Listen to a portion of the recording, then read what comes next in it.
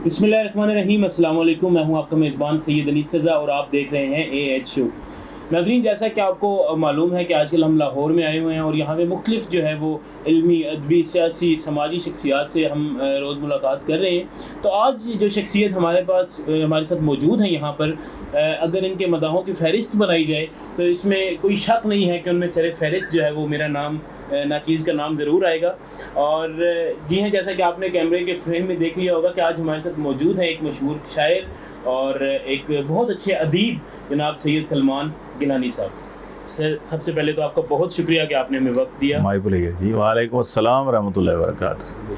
शुक्रिया जनाब, आपने इस काबिल समझा। जज़ाकल्लाह सर, जज़ाकल्लाह। हम खुद आपके मद्दाह हैं और बहुत सारी, जैसा कि पूरे पाकिस्तान में बल्कि पूरी दुनिया में आपके मद्दाह मौजूद हैं। तो सर, सबसे पहले तो मैं आपसे ये जानना चाहूँगा कि कुछ लोगों को आपके बारे में सिर्फ आपको सुनते हैं लेकिन पता नहीं है। तो सर, आप ये बताएं कि आपको क्या बचपन से ही शौक़ था शायरी का और अदब के हवाले से, या बाद में आपको आया, और फिर किस तरह से आपने इस जर्नी को स्टार्ट किया? सबसे पहले तो जनाब मैं आपका एक तो शुक्रिया अदा करता हूँ। दूसरा ये कि ये एक सवाल आमतौर पर किया जाता है, हर सेलिब्रिटी से किया जाता है कि जी आपको बचपन से ही था। तो मैं इसका जवाब ये नहीं देता कि मैं बचपन से था, ये मेरे जीन्स में ही था। मेरे वालिद साहब भी शायर थे। हाँ जी, हमारे दादा परदादा हजूर मतलब कि सैयदा ज़ैनब का खुतबा आपको याद होगा जो यजीद के दरबार में दिया था, क्या इल्म और अदब का शाहकार है। तो ये ख़ानदान, जो अहले बैत का ख़ानदान, ये बच्चा बच्चा जो है वो शायर, अदीब, सुखनवर, मशहूर है। तो ये जीन्स में होता है। अलबत्ता ये होता है कि बाज़ दफ़ा किसी ये डाइवर्ट हो जाता है, किसी को कोई दूसरा फ़न जो है, यही फ़नून लतीफ़ा से ताल्लुक़ रखने वाले जितने भी शोबे हैं, कोई किसी में चले जाए तो कोई किसी में चले जाता है।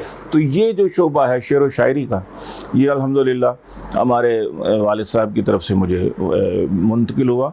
बचपन से नहीं, हो सकता मैं रोता और हंसता भी मैं तरन्नुम से हूँ, और रोता और हंसते हुए भी सुर, काफिया, रदीफ मिला लेता हूँ। मुझे याद नहीं है लेकिन मुझे फ्रॉम द वेरी चाइल्डहुड मुझे याद है कि छोटी छोटी मिसरे हम उस वक़्त से ही कहते थे। हमारी दादी अम्मा खुश हुआ करती थी जी कि ये हमारा पोता जो है ये तो पैदा होते ही शायर है। तो इसलिए ये बहरहाल आपकी बात ये भी दुरुस्त है कि बचपन से तो, लेकिन ये है कि जब निखार पैदा होता है वो उमूमन जाके तो जब टीनेजर ग्रुप से निकलते हैं हम, तो फिर इंशाअल्लाह अज़ीज़ वो जब मुशाहिदा और मुताला बढ़ता है तो फिर शायरी में या कोई भी सिन्फ हो। अच्छा, बिल्कुल आपने मुशाहिदे और मुताले की बात की, तो कुछ नए भी लड़के हैं, यंग लड़के हैं जो आप जैसे शायरों को देखते हैं, आपसे सीखते हैं, तो उनके लिए मुशाहिदा और मुताला कितना ज़रूरी है? बहुत ज़रूरी, बहुत ज़रूरी है। देखिए, एक तो होता है इल्म लदुनी, वो तो उसकी तो चलो बात अलग है, वो लाखों में कोई एक होता है जिनको खुदादाद यानी अजीब गरीब किस्म के उलूम अल्लाह ताला अपनी तरफ से उसके सीने में मुंतकिल कर देते हैं। लेकिन वो बहुत ही मतलब है कि एक वहबी उलूम जैसे कहते हैं ना जी को, वो होता है वो शाज़ और नादर, सदियों बाद कोई इमाम गज़ाली जैसा कोई बंदा पैदा होता है। तो लेकिन असल तो है वो आम आदमी के लिए यही है कि मुशाहिदा करो, मुताला बहुत ज़रूरी है और मुशाहिदा बड़ा ज़रूरी है। इस और थारोली मुशाहिदा हो और थारोली मुताला हो। ये नहीं है कि सरसरी आप देख के आगे निकल गए, नहीं, रुकें, गौर करें, ये जो शेर है, ये जो जुमला है, ये जो इबारत है, इसका मफहूम क्या है। अगर आपको समझ नहीं लगी तो आपके पूछने की जुस्तजू हो, बिल्कुल आपको तलाश हो कि यार इस लफ्ज़ का माना क्या है, आप फ़ौरन डिक्शनरी की तरफ जाएं, लुग़त की तरफ जाएं, या किसी फ़क़ीह शहर कारों है लुग़त हाय हिजाज़ी का, फिर किसी फ़क़ीह रग़बत करें उसकी हाँ उनसे पूछें। फ़स्अलू अहल ज़िक्र इन कुन्तुम, किया है वो आयत रसूल, अल्लाह ताला ने फरमाया कि अहल ज़िक्र से पूछो, जानने वालों से पूछो अगर तुम नहीं जानते। तो फिर बनती है बात, सरसरी गुजर जाने से नहीं मसला बनता। बिल्कुल, बगौर मुशाहिदा उसको हाफ़िज़े में रखना फिर बड़ा ज़रूरी है। अच्छा, आजकल की जो जनरेशन है مطلب کچھ سال پہلے سے میں جاؤں تو وہ ڈگریاں ہوتے ہوئے یونیورسٹی سے پڑھے ہوئے پھر بھی ان کو شاعری اور ادب کی دنیا میں اتنا انٹرسٹ نہیں ہے. تو کیا اس کی کیا وجہ ہے؟ اس کی وجہ یہی ہے کہ ایک تو پرائرٹیز ختم ہو گئی ہیں نا, بدل گئی ہیں. ختم کیا ہونا, بدل گئی ہیں. پہلے کالجوں میں, اسکولوں میں, مدارس میں, ایون مدارس میں محیط الدائرہ پڑھایا جاتا تھا, سبا معلقات پڑھائے جاتے تھے, شاعری سکھائی جاتی تھی, عروض سکھائے جاتے تھے. عروض سکھانا نہ بھی ہو تو کم از کم کتاب ضرور پڑھائی جاتی تھی, جس کا پھر میلان طبع ہوتا تھا وہ اس طرف نکل جاتا تھا. تو یہ چیزیں ختم ہو گئی. اس کی جگہ پر ہم نے یہ ایپس آ گئی ہیں, یہ ویب سائٹس آ گئی ہیں, یہ کمپیوٹر کی گیمز آ گئی ہیں. ہم لوگوں نے اپنا رجحان جو ہے تبدیل کر لیا ہے. اس لیے اس طرف سے ہم جو ہے کتاب کا مطالعہ ختم ہو گیا ہے. کتاب خریدنا ایک مطلب ہے کہ سمجھو کہ ایک فضول کام سمجھا جاتا ہے. فٹ پاتھوں پر کتابیں پڑھی ہوتی ہیں, بڑے بڑے جینیس لوگوں کی لکھی ہوئی بکس پڑھی ہوتی ہیں, لیکن وہ بیچاری کوڑیوں کے بھاؤ, کوئی بندہ کو پرانا کو بابا بیٹھا ہوتا ہے اس کے اوپر بحث کر رہا ہوتا ہے, یار ندی دے دے, ندی دے دے. تو خواتین اس کو اپنے میاں کے, اپنے سسر کے جو لائبریریاں ہوتی تھیں ان کو ردی کی اس میں پھینک دیتی ہیں اور بیچ دیتی ہیں. تو یہ اس طرح آہستہ آہستہ ختم ہو گیا. لیکن اس کے باوجود ذرا نم ہو تو یہ مٹی بڑی زرخیز ہے. ساقی الحمدللہ بڑے نئے بچے پیدا ہو رہے ہیں. میں دیکھتا ہوں, پہلے میں بھی جب فیس بک اور واٹس ایپ وغیرہ استعمال نہیں کرتا تھا تو اس وقت مجھے بھی لگتا تھا جیسے یار بانجھ ہو گیا سارا سلسلہ, علم اور ادب کہاں چلے گئے.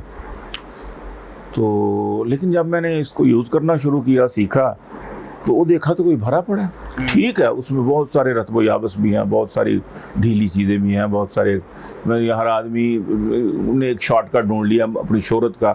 چینلز پر جن کو نہیں مل رہا تھا موقع وہ اس پر آ گئے. اس کی ایک اچھا پہلو بھی ہے کہ ان کو اپنا اظہار کر, لیکن اس میں بہت سارے لائق بچے بھی نظر آئے ہیں اور بہت سارے اپنا ان کے نئے مطلب ایک دم چونکا دینے والے خیالات جو ہیں وہ سامنے آئے.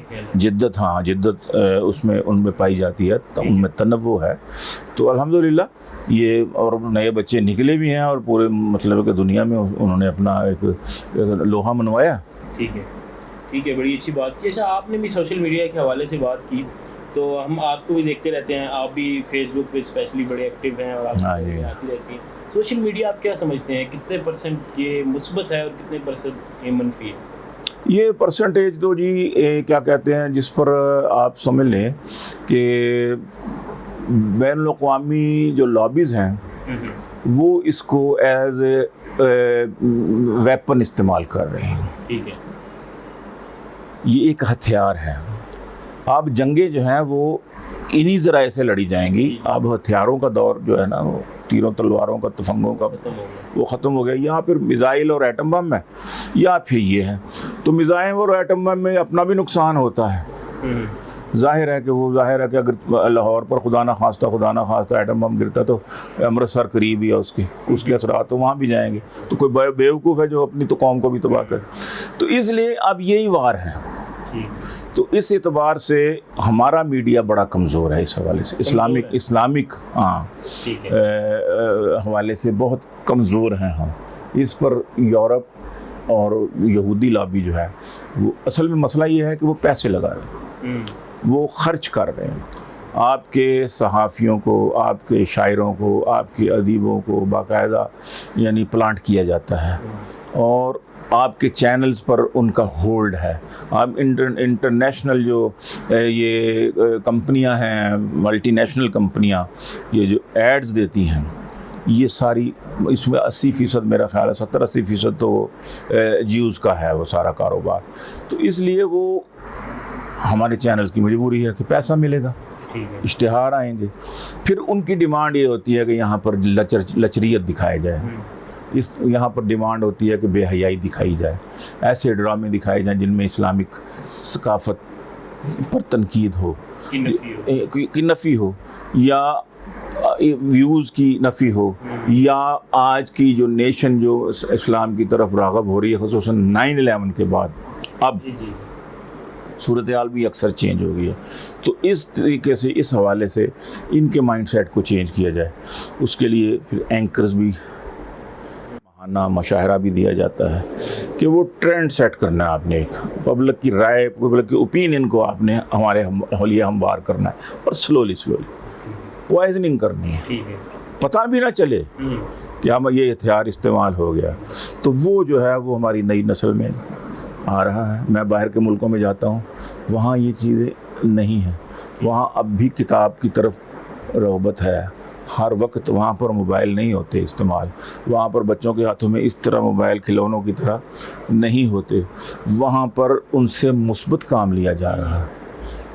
یہاں یہ ہوتا ہے کہ یہاں پر ہمیں منفی اور ہمیں جو چیزیں یہاں دکھانے کی اجازت دی جاتی ہے وہ وہاں نہیں ہے. بلیو سائٹس جو ہیں وہ وہاں پر دیکھیں گے تو آپ پیسے دیں گے, یہاں ہمارے لیے وہ مفت ہے, جو بچہ مرضی جو مرضی دیکھے. تو یہاں کیوں نہیں جی پابندی؟ ہمارے اپنے ممالک, اپنے ملک کے جو حکمران ہیں, ہماری جو اپنی جو اشرافیہ ہے, وہ بھی ان چیزوں کو کوئی پرواہ نہیں, زحمت ہی نہیں کرتے کہ ان پر سوچا جائے ان چیزوں پر. ہمارے بچے, ہماری نسل تباہ ہو رہی ہے. تو اس لحاظ سے میں کہتا ہوں کہ ہمارے ملک میں تو اس کا فائدہ کم ہے, نقصان زیادہ ہے. لیکن باہر کے ملکوں کے ان کے اپنے ویوز کے مطابق, اپنے کلچر اور اپنے سویلائزیشن کے مطابق ان کے لیے وہ بہت مفید ہے, وہ ٹھیک ہے, وہ مفید کام بھی لے رہے ہیں ان سے. ٹھیک ہے. اچھا, آپ نے حکمرانوں کی بات کی, تو سیاست میں کتنی دلچسپی ہے؟ میں تو سیاسی ورکر ہوں. میں تو ہم شروع سے ہم جو مطلب کہ جب سے جیسے ہم یہ شعر و ادب ہمارے ساتھ جڑا ہوا ہے, اسی طرح سیاست بھی جڑی ہے. ہمارے والد صاحب سیاسی کارکن رہے ہیں مجلس احرار اسلام میں پاکستان ہندوستان میں. اس کے بعد JUI بن گئی, اور شروع سے ہی ہے. مسلم لیگ کے ساتھ کافی رہا ہمارا. شیخو پورہ میں تھے ہم, ہمارا میری پیدائش تو لاہور کی ہوئی, لیکن ہم شیخو پورہ میں, میری گریجویشن شیخو پورہ سے ہوئی. تو شیخو پورہ میں ہماری جماعت کا مطلب کہ یہاں پر اسلامی جماعتوں کا تو اتنا وہ نہیں تھا نا, تو وہ پھر یہاں پر اتحاد کی سیاست شروع سے ہوتی آئی ہے. تو ہم پاکستان شیخو پورہ میں مسلم لیگ ہی کے ساتھ زیادہ تعاون رہا ہے. کبھی کبھی اوپر والی سطح پر PPU کے ساتھ بھی کبھی ہو جاتا تھا. تو وہ تو ایک الگ سیاست ہے, اتحادی سیاست اور چیز ہے. لیکن آپ نے کہا کہ جی سیاست کے ساتھ, تو سیاست کے ساتھ تو ہمارا تعلق. تو موجودہ جو حکومت ہے 2 سال سے اب زائد کا عرصہ ہو چکا ہے اس کو, تو آپ کیا سمجھتے ہیں کہ یہ حکومت ابھی تک صحیح ڈگر پہ جا رہی ہے یا نہیں جا رہی, یا کیا یہ حکومت میں تو شروع سے بھی کہہ رہے ہیں کہ جو باتیں یہ پوزیشن میں کیا کرتے تھے آج کے حکمران, ہم سمجھتے ہیں کہ وہ باتیں ہی درست ہیں. اس کے بعد جو کچھ بھی انہوں نے کیا ہے وہ وہی کر رہے ہیں جو اس وقت کے حکمران کر رہے تھے اور یہ اپوزیشن کر رہے تھے. لیکن یہ ابھی تک یعنی اس بات کو نہیں سمجھ رہے, اور بڑی حیرت ہوتی ہے کہ جن کو کٹ پتلی کہا کرتے تھے, جن کو یہ کہا کرتے تھے کہ یہ ان کی حکومت نہیں ہے, یہ کوئی پیچھے سے چلا رہا ہے ان کو, اور میں ایسی حکومت نہیں بناؤں گا, میں ایسے لوگوں کو ساتھ نہیں رکھوں گا. لیکن انہوں نے انہی لوگوں کو ان کے ساتھ ملایا, انہی لوگوں کے ساتھ یہ حکومت کر رہے ہیں, اور اسی پیٹرن پر حکومت کر رہے ہیں. اس لیے میں سمجھتا ہوں کہ اس پر بات کرنا ہی فضول ہے کہ یہ نہیں, وہ جو حکومت کر رہے ہیں نا وہ یہاں پر 70 سال سے حکومت کر رہے ہیں. بس آپ کو جواب اس ایک جملے میں جو ہے ہمیں واضح طور پر مل گیا. اچھا سر, واپس میں شاعری اور علم و ادب کی طرف آؤں گا. اس وقت کی جب آپ نے شروع میں جب آپ جب نوجوان تھے, خیر نوجوان تو آپ ابھی بھی ہیں, ہائے 70 سال کے نوجوان ہیں, جب آپ یونیورسٹی میں تھے, اور اس وقت کی شاعری اور علم و ادب میں اور آج کی اس میں کیا فرق ہے, آج کے دور میں کیا فرق ہے؟ لیکن ٹرمنالوجی بدل گئی نا. آج کی چیزیں جو ہے, پہلے زمانے میں گھوڑوں کی, اونٹوں کی شاعری ہوتی تھی, اونٹوں کی تعریف ہوتی تھی, گھوڑوں کی تعریف ہوتی تھی, تلواروں کی تعریف ہوتی تھی جی, اور منجنیکوں کی تعریف ہوتی تھی. پھر جب یعنی اس وقت کے بعد پھر اپنا ریڑیاں ہوتی تھیں, بسیں آ گئیں, لاریاں آ گئیں, گاڑیاں آ گئیں, پھر ان کی باتیں ہونے لگیں. بجلی پہلے شمع ہوتی تھی تو شمع کی باتیں ہوتی تھی, شمع جلتے ہی یہ پروانے کہاں سے آ گئے، اس کی جگہ پر پھر بلب آئے، ٹیوب لائٹس آئیں، پھر مرکری آ گئے، اور اس کے بعد پھر سولر سسٹم آ گئے. تو اس طریقے سے جس طریقے سے یہ چیزیں بدلتی جاتی ہیں، اس طرح انسان کی سوچ بھی بدل جاتی ہے، اس کی ٹرمنالوجی بھی بدل جاتی ہے. تو پھر اس کے ساتھ ساتھ پورا جب شاعری جہاں تک تو محبوبات شاعر عاشق اور معشوقی اور محب اور محبوب کی شاعری رہی ہے، وہ تو وہی ہے. ٹھیک ہے، اس میں تو وہی ہے، صرف یہ ہے کہ ناموں پیام کے جو آلات بدل گئے ہیں. پہلے وہ تھا اپنا خط کبوتر لے کے جائے کس طرح، کیسے بام یار پر کترنے کو لگی ہیں کینچیاں دیوار پر. اب یہ میسیجنگ ہے، یہ واٹس ایپس ہیں، اب یہ فیس بک آ گیا ہے، اب ذرائع بدل گئے.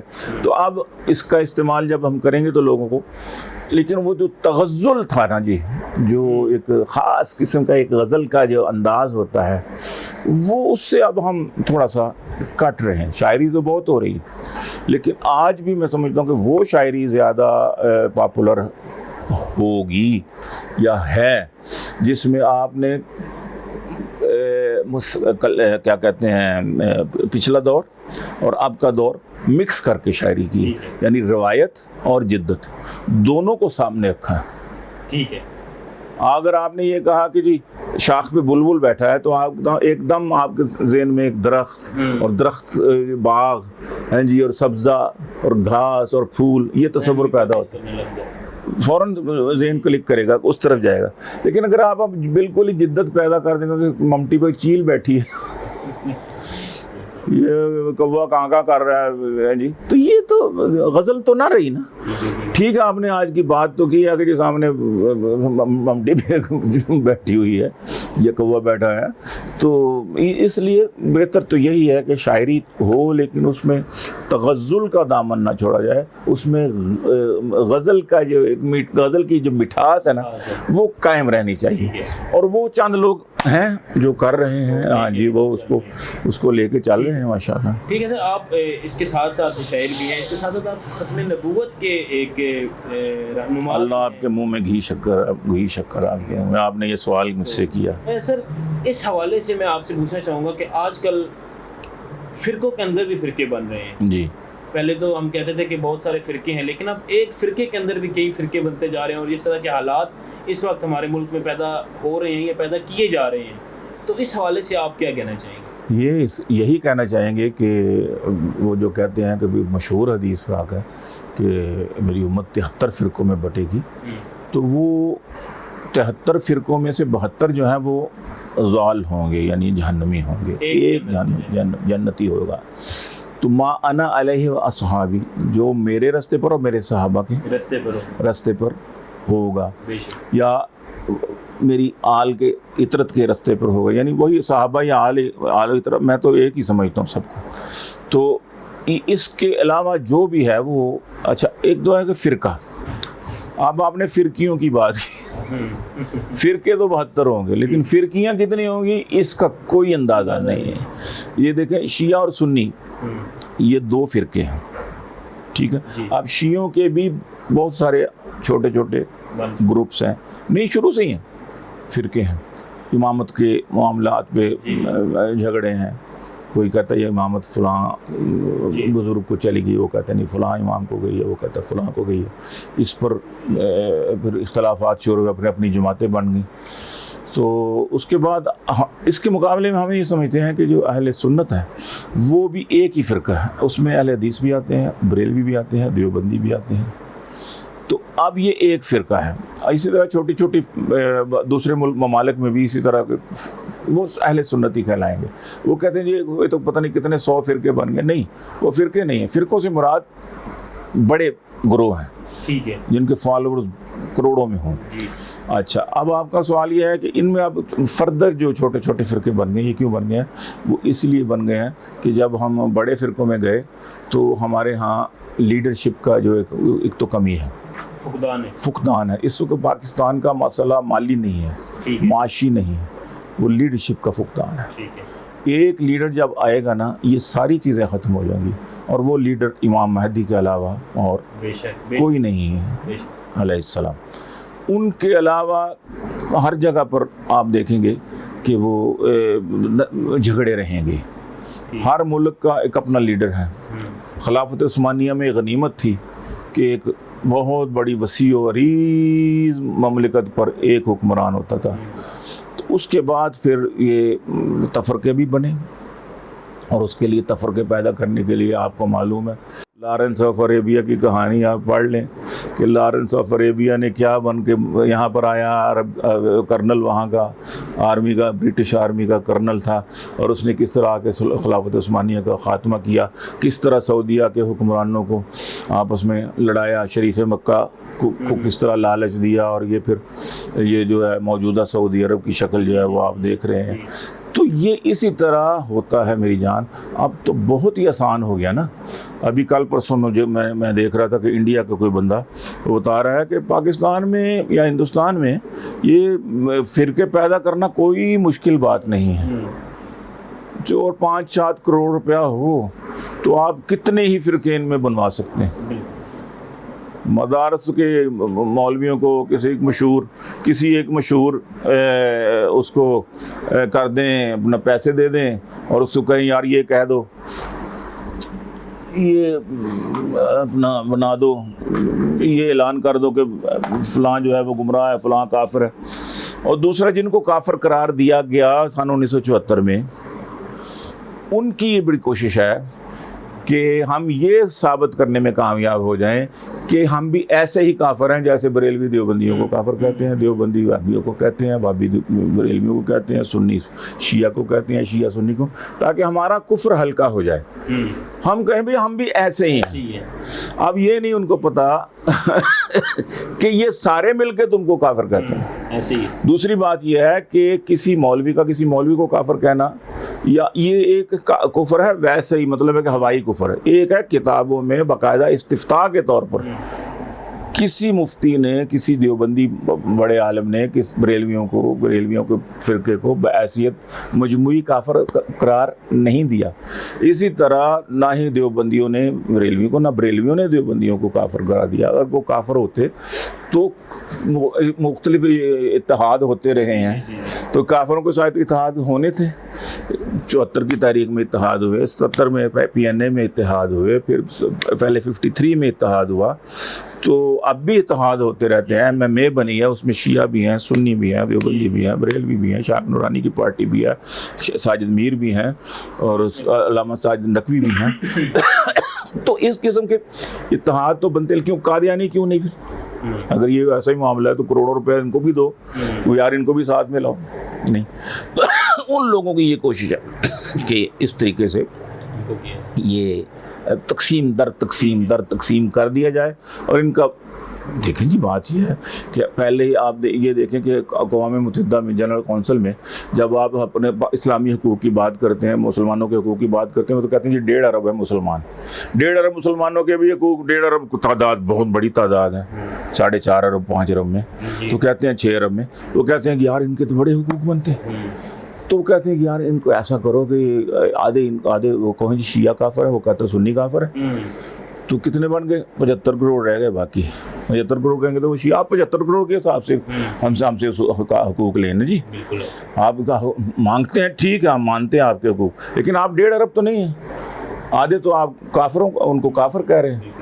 تو ایک یہ بھی سازش ہے, اس کو بھی ہمیں سمجھنا چاہیے کہ بین الاقوامی طور پر یہ کی جا رہی ہے. جی بالکل ٹھیک ہے. اچھا گلانی صاحب, سیریس باتیں تو بہت ہوگی. آپ کہتے ہیں کہ شاعر جو ہے نا وہ اسے محبت ضرور ہوتی ہے, وہ تب لکھنا شروع کرتا ہے. تو آپ اپنے بارے میں بتائیں کہ آپ کو محبت ہوئی؟ جی محبت جس معنی میں آپ پوچھ رہے ہیں وہ الحمدللہ نہیں ہوئی. اور باقی یہ ایک بالکل لغو فلسفہ ہے شروع سے جو چلا آ رہا ہے جی, کہ یہ محبت کے بغیر شاعری نہیں ہوتی. یعنی یہ جو لڑکی کی محبت ہے, یا جس کو آپ مجازی محبت کہتے ہیں کہ اس کے بغیر شاید نہیں ہوتی, ایسی کوئی بات نہیں ہے. شاعری آپ کی طبیعت میں ہوتی ہے, یہ گاڈ گفٹڈ ہے, اس کا اس محبت سے کوئی تعلق نہیں. البتہ شاعر چونکہ حساس ہونا اس شاعر کے لیے حساس ہونا بہت ضروری ہے. شاعر حساس نہیں ہوگا تو چیزوں کو فیل نہیں کرے گا نا, کسی کے غم کو فیل نہیں کرے گا, کسی کو خوشی کو فیل نہیں کرے گا. یہ اپنی اپنی طبیعتیں ہوتی ہیں. میں آپ کو ایک لطیفہ سناتا ہوں, آپ کھلکھلا کے ہنستے ہیں لیکن میں آپ کی دوست کو ہاشمی صاحب کو سناتا ہوں تو وہ تھوڑا سا مسکراتا ہے, ایسا کر لیتا ہے. ایک بالکل ہی اس کو سمجھ ہی نہیں لگتی, وہ بیٹھا ہوا ہے اور اس کا البتہ اگر سمجھ بھی لگے تو تھوڑا سا ہنسے گا.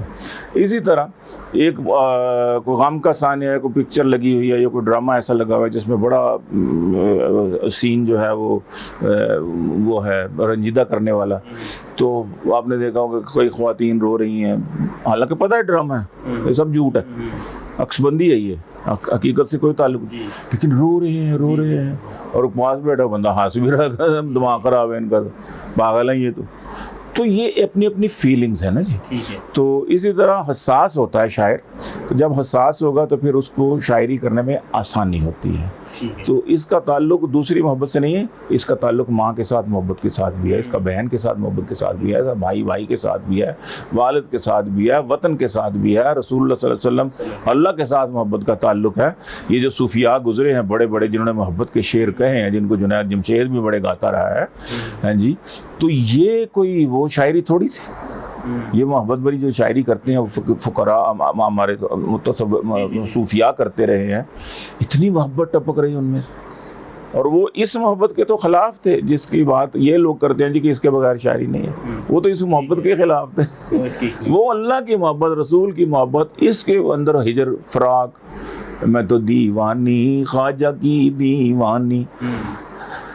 اور بزرگوں کے کلام سنیں تو کمال ہے, مزہ آتا ہے کہ یار یہ ہے محبت. ٹھیک ہے. اچھا, بس پروگرام کے اختتام کی طرف جاؤں گا کہ کوئی ایسا واقعہ کوئی آپ کے مشاعرے میں ہوا ہو جو آپ کو کبھی نہیں بھولے گا؟ مشاعروں میں واقعات تو اکثر ہو جاتے ہیں, ایسے کئی واقعات ہوئے ہیں. اب میں آپ کو کون سا واقعہ بتاؤں جس میں کوئی آپ کی دلچسپی بھی خاص ہو. لیٹسٹ مشاعرہ میں نے پڑھا مظفر آباد یونیورسٹی میں, تو اس میں اسٹوڈنٹس کا ایک گروہ جو تھا نا وہ فرنٹ روز میں بیٹھا تھا.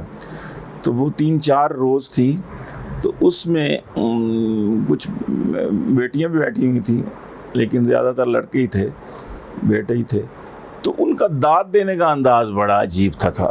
وہ کھڑے ہو جاتے تھے اور پھر یوں ہاتھ پھیلا کے کرتے تھے, واہ واہ واہ, اور پھر رقص کرتے تھے, جھومتے تھے. تو ان کا یہ انداز جو ہے انفارگیٹیبل ہے, بالکل, مطلب کہ ایک نیا انداز تھا. یہ بھی دیکھیں نا, یہ تو بدل گیا نا. پہلے تھی شمع رکھی جاتی تھی, فرشی ہوتی تھی, گول تکیے لگائے جاتے تھے. اب یہ اگربتیاں جلائی جاتی تھیں, اب صوفے لگائے جاتے ہیں, کرسیاں بچھائی جاتی ہیں, بلب روشن کیے جاتے ہیں, اور اس کے بعد کرسیوں کے اوپر سامعین ہوتے ہیں. واہ واہ کی بجائے اب کلیپنگ ہوتی ہے, آوازیں منہ سے نکالی جاتی ہیں, اور چیخیں بھی جو بہت پسند آئے اس کے اوپر چیخا بھی جاتا ہے. تو یہ چیزیں جو ہیں وہ بدل گئی, جیسے شاعری کا انداز بدل گیا, شعر سننے والوں کا بھی انداز جو ہے نا وہ بدل. آپ آخر پہ ہمارے ناظرین کے لیے کیا سنانا چاہیں گے؟ آپ کوئی فرمائش کر دیں. بے شک آپ کوئی ایسی سنائیں کہ جو آپ کو بہت اچھی لگتی ہے, ذاتی طور پر آپ کو جو میں آپ کو اپنے وہ مشہور سنا دیتا ہوں تاکہ وہ واقعی بڑی اچھی لگتی ہے. یہ بھی اسی واقعے میں بھی سمجھ لیں کہ وہ واقعہ بولنے والا نہیں, اسی میں یہ اس سوال کا بھی جواب آ جائے گا کہ ایک اور واقعہ بھی انفارگیٹیبل ہے کہ پی ٹی وی کا مشاعرہ تھا اسلام آباد میں, اور فاطمہ جناح یونیورسٹی میں ہو رہا تھا. تو وہاں پر میں نے لڑکیوں نے آپس میں باتیں کی, ظاہر ہے ایم اے کلاسز کی بچیاں تھیں, تو آپس میں باتیں کریں, لیکن مشاعرہ شروع ہو گیا ہے, آپ سلولی ذرا بات کریں. تو سلولی مجھے بڑا یہ, میں یار سلولی اچھی ردیف ہے اگر اس کو میں استعمال کروں. تو اسی وقت میرے ذہن میں مصرع کلک کیا کہ وہ آئی لو یو بولی سلولی. تو یہ واقعہ بڑا انفارگیٹیبل ہے, ناقابل فراموش ہے کہ جب میں نے یہ 5-7 شعر میں لکھ لی ہے. جب میری باری آئی اس وقت تک میں لکھ چکا تھا. تو میں نے جب سنانا شروع کیا تو میری فرنٹ رو میں نے بیٹھے ہوئے تھے کچھ پی ٹی وی کے مہمان تھے, ان میں ایک بارش بزرگ بیٹھے ہوئے تھے, 60-65 کی عمر, 55-60 کے ہوں گے, تو لیکن سفید ریش تھے. تو میں نے جب یہ شروع کیا نا, بڑی ہولی ہولی سلولی سلولی وہ آئی لو یو بولی سلولی سلولی, تو وہ بزرگ جو تھے ان کو بڑا برا لگا کہ بچیوں کا ماحول ہے زیادہ تر, تو یہ گیلانی صاحب اپنی عمر کا اور اپنے حلیے کا خیال نہیں رکھ رہے, وہ آئی لو یو بولی. تو ان کو یہ مشاعرہ ہی مزاحیہ تھا, مزاحیہ شعراء بیٹھے ہوئے تھے, انور صاحب کی صدارت ہو رہی تھی, تو پڑھنا تو مزاح ہی تھا. ہمیں نعت تو سنانے سے رہا وہاں پہ کہ لو جی میں عید کا مشاعرہ مزاحیہ تو میں وہاں نعت سنا. اب وہ کیا مجھ سے ایکسپیکٹ کر رہے تھے کہ میں کیا سناؤں گا یہاں پہ. تو جب میں نے یوں کہا نا وہ آئی لو یو بولی, تو میری طرف دیکھ رہے تھے, وہ تو کہتے میں نے کہا یہ بابا جی کو کیا ہوا, اور ہر شعر پر وہ کریں اور مجھے دیکھ کے ایک قسم کا نا وہ جیسے نفرت سے بندہ گورتا نہیں, ایسے وہ مجھے دیکھے. میں نے کہا مرا ایسے تھا کہ میں کیا کروں, یہ تو میری ردیف ہے اب اس کی, تو میں کیا کروں. مضمون بھی اس میں سے وہی نکالنے تھے جو سننے جانے تھے, جو اس ماحول میں پڑھے جا سکتے ہیں. تو میں نے کہا وہ آئی لو یو بولی سلولی سلولی وہ آنکھوں میں گھس کر میرے دل میں اتری, وہ آنکھوں میں گھس کر میرے دل میں اتری, مگر پولی پولی سلولی سلولی. اور ایک کافی کو, اسی کافی کو اور دفعہ پڑھا, دوسری دفعہ کہ بڑی سخت تھی اس کے سینڈل کی ایڑی, اور بڑی سخت تھی اس کے سینڈل کی ایڑی, ہوئی ٹنڈ پولی سلولی سلولی ہوئی ٹنڈ پولی سلولی سلولی. اور عرض کیا کہ ہوئی جیب خالی ایک ایک کر کے کھسکی, ہوئی جیب خالی ایک ایک کر کے کھسکی, حسینوں کی ٹولی سلولی سلولی حسینوں کی ٹولی. اور عرض کیا کہ ہاں وہ کہ سمجھتی تھی نام اس کے کر دوں گا سب کچھ, سمجھتی تھی نام اس کے کر دوں گا سب کچھ, میری ساس بھولی سلولی سلولی میری ساس بھولی سلولی سلولی.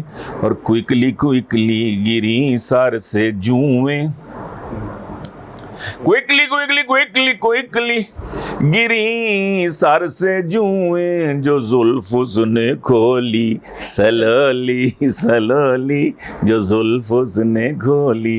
اور مزہ آ گیا سن کے گیلانی تجھ سے, اور مزہ آ گیا سن کے گیلانی تجھ سے, غزل یہ مخولی سلولی سلولی. تو لطف کی بات یہ ہے کہ ہر شعر پر وہ یوں ہی کرتے رہے, اور منہ پھیر لے مجھے دیکھ کے, تو پھر نفرت سے دیکھا پھر منہ پھیر لے. مجھے ان کا انداز اچھا تو نہ لگا, لیکن میری طبیعت اچھا, اس سے میری طبیعت بہت تقدر بھی آ رہا تھا اور انقباض بھی طاری ہو رہا تھا کہ یار یہ نہیں سننا تو باہر جاؤ. مزہ بھی پورا لیا انہوں نے اور بیٹھے رہے. بعد میں چائے پہ میں کھسکتے کھسکتے ان کے پاس گیا, میں نے کہا السلام علیکم جی. وعلیکم السلام. میں نے کہا جی آپ کا کیا مسئلہ تھا, آپ نے میری غزل ساری خراب کر دی. کہتے آپ اپنا حلیہ دیکھیں. میں نے یوں کر کے میں کہا جی دیکھ لیا. کہتے آپ اپنی عمر دیکھیں. میں نے کہا جی ماشاءاللہ دیکھ لی میں عمر, جھریاں پڑ رہی ہیں. تو کیا آپ یہ میسج دے رہے ہیں اپنا نئی نسل کو, نوجوان بچیوں کو, وہ آئی لو یو بولی سلولی سلولی.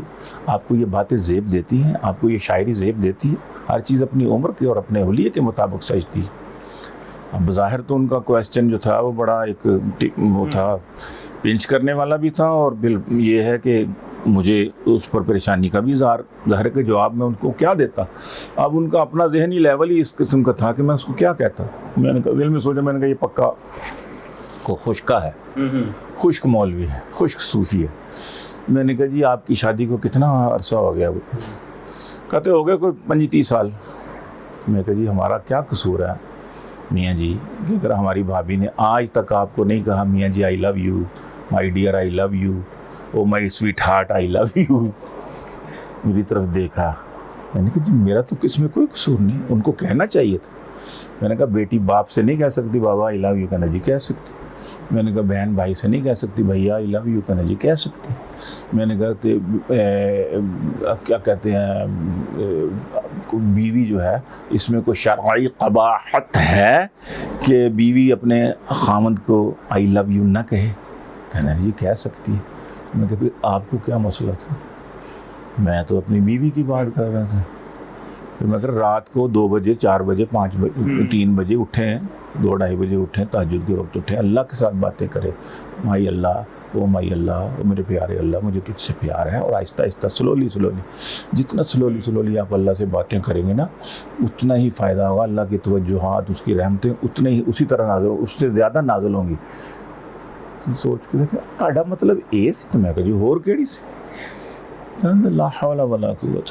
اچھا پھر کوٹ کے جفی پالی, کہنا اوہ یار, کہنا جیسے شعر کہنے کے لیے بس مطلب فن ہے, شعر سننے کے سمجھنے کے لیے بھی ٹھیک مجھے سمجھ لگ گئی ہے.